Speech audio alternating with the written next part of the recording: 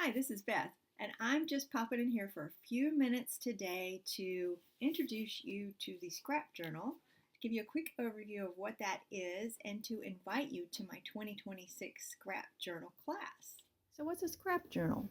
Well, as you see, it is smaller than a 12 by 12 album. It's a really handy size, and a lot of us like to use it with these planner pages. You could use it actually as a planner, but I like to use it as kind of a bullet journal.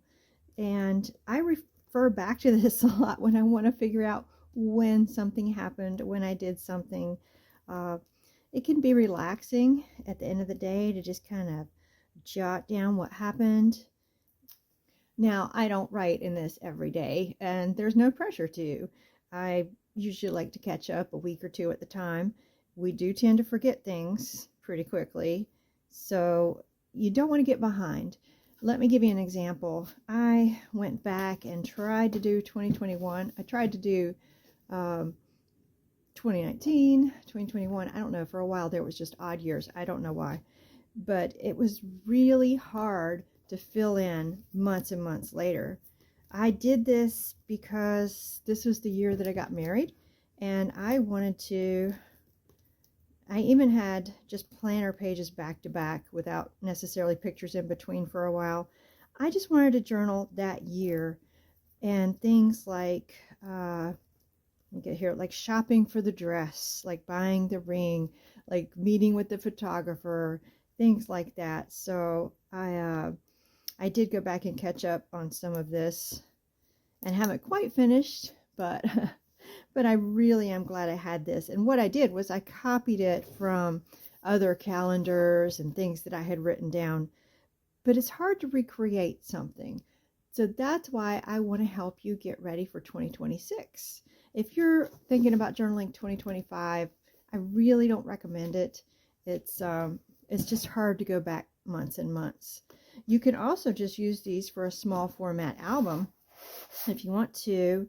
We have the Wildflower Wishes paper pack, which has cut apart lines that are specifically designed if you just want to turn this into an album and make it easy to do some layouts. And these would be even a nice kind of heritage page. But let me tell you what I like to do. And here's what I finished. 2023. I drank a lot of coffee, put a lot of coffee in my planner journal in 2023. But you can cut little pictures, you can do washi tape, or this is actually paper that I cut. But there's different ways you can do it. It's very personalized. You can add, these are blank pages that I added some paper on, but you can get these slide-in pages that makes it really simple to just slide in some pictures and maybe a 2-inch strip of decorative paper, or you could just journal here. So that's what I like to do, is the planner and then a couple of pages for pictures. You can even add peekaboo pockets to add some more, and then the planner, and then a couple pages for pictures, and you can insert pages if you want to.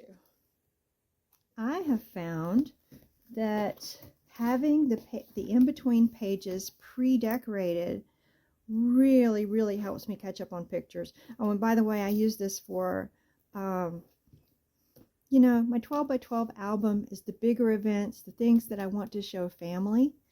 And I use this planner, this scrap journal, for things about me. What's going on with me? Just a place to jam tickets, cards. I have a friend who is really good about making scrap journals for travel journals. If you're going on a cruise or a big trip, this would be perfect to sort of put some mat cards in and have it ready to journal, or just take the mats with you and bring them back and put them in this small journal. But for what I do, this just sort of the small moments, putting in tickets, cutting up programs, bookmarks. It doesn't have to be fancy. My niece used to have a smash book, and that's something that you can just put all your little mementos in and have this nice memory. You can write, you can journal, you can do poetry, anything you want. It's very much what you want to make it. But I found out that when I got behind in 2025, when I didn't have the pages pre-decorated, because let me show an example here. A blank page, this came this way. A blank page can be so intimidating. So when I went back and decorated the pages, very simply, goodness, I caught up like 6 months of pictures.